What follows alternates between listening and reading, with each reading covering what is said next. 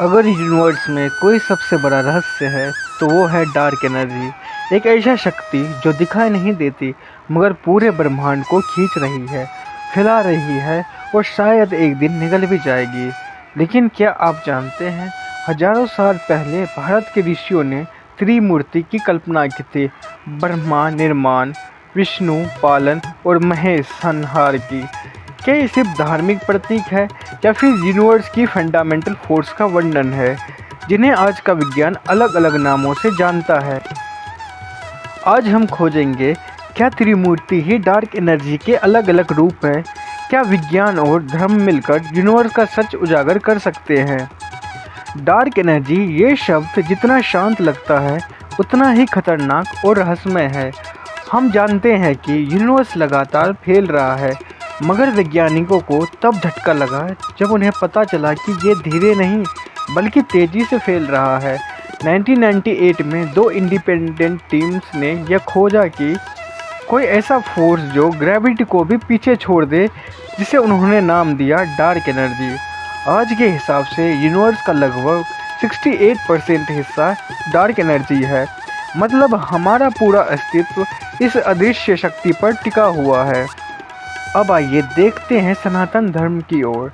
त्रिमूर्ति ब्रह्मा, विष्णु और महेश जी यूनिवर्स के 3 मूल सिद्धांत हैं, धार्मिक नहीं, cosmic archetypes. Brahma ji universe के निर्माण, विष्णु जी उसका संतुलन और पालन, महेश जी संहार और पुनर्जीवन। अब जरा सोचिए, क्या ये सिद्धांत यूनिवर्सल प्रोसेस को रिप्रेजेंट करते हैं? चलिए एक कहानी सुनते हैं। कभी किसी प्राचीन पर्वत पर एक महान योगी ध्यान में लीन था। वह सांस नहीं ले रहा था, वो चल नहीं रहा था, मगर उसका चित्त पूरे ब्रह्मांड में फैल चुका था। ध्यान की गहराई में उसने देखा एक सुनहरी किरण जिसने स्पेस में कंपन पैदा किया है और कॉस्मोस में जन्म हुआ। वो किरण थी ब्रह्मा की चेतना। फिर वो चेतना स्टेबल हुई, प्लैनेट्स बने, लॉज ऑफ फिजिक्स विकसित हुई, एक समरसता आई, वो भी विष्णु की उपस्थिति में। लेकिन हर चीज़ जो बनी वो एक दिन बिगड़ेगी भी। एंट्रोपी बढ़ेगी, गैलेक्सीज टकराएगी, यूनिवर्स अंत की ओर बढ़ेगा और वहाँ वो भी महेश का नर्तन या तांडव जो डिस्ट्रक्शन नहीं पुनरारंभ हो सकता है। योगी मुस्कुराया और उसकी आंखों से आंसू निकले, क्योंकि उसने यूनिवर्स की आत्मा को छू लिया था। अब इस दर्शन को विज्ञान से जोड़ते हैं। ब्रह्मा, बिग बैंग, यूनिवर्स की शुरुआत, सिंगुलैरिटी से एक विस्फोट हुआ था, एनर्जी का पालन, expression. Vishnu ji dark energy का संतुलन, यूनिवर्स को फैलाते हुए भी स्थिर रखने वाला कारक। महेश जी एंट्रोपी और कॉस्मिक क्लैश, जैसे शिव का तांडव, हीट डेथ या बिग क्रंच का रूप। क्या त्रिमूर्ति 3 स्टेज ऑफ यूनिवर्स इवोल्यूशन को दर्शाते हैं?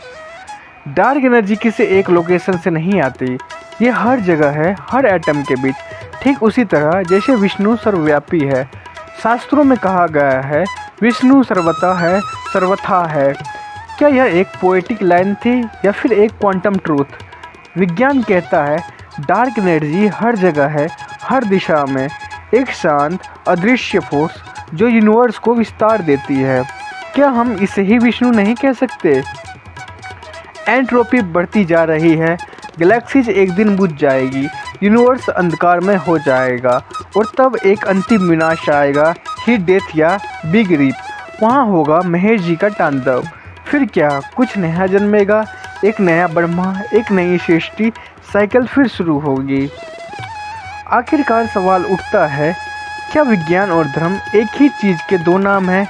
त्रिमूर्ति और डार्क एनर्जी दोनों के केंद्र में एक ही तत्व है, ट्रांसफॉर्मेशन, क्रिएशन का, प्रिजर्वेशन का और डिस्ट्रक्शन का, जो किसी भी सिस्टम को फंडामेंटल प्रक्रिया है। हो सकता है हमारे पूर्वजों ने जो देखा वो आज हम विज्ञान की भाषा में समझा पा रहे हैं, और जो आज का विज्ञान नहीं समझ पा रहा है वो उन्होंने इंट्यूशंस और ध्यान से जान लिया था।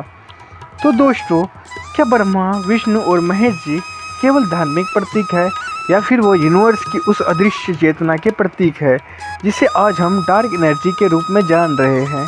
हो सकता है यूनिवर्स का हर कण, हर फोटोन, हर गैलेक्टिक विवाइंड त्रिमूर्ति की लय में नृत्य कर रहा हो। आपका क्या मानना है? कमेंट में बताइए।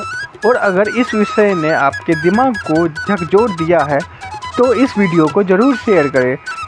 मैं हूं आयुष, मिलता हूं एक और अद्भुत रहस्य के साथ केवल कॉस्मो ज्ञान बाय आयुष पर। जय विज्ञान, जय सनातन। धन्यवाद आपके समय के लिए।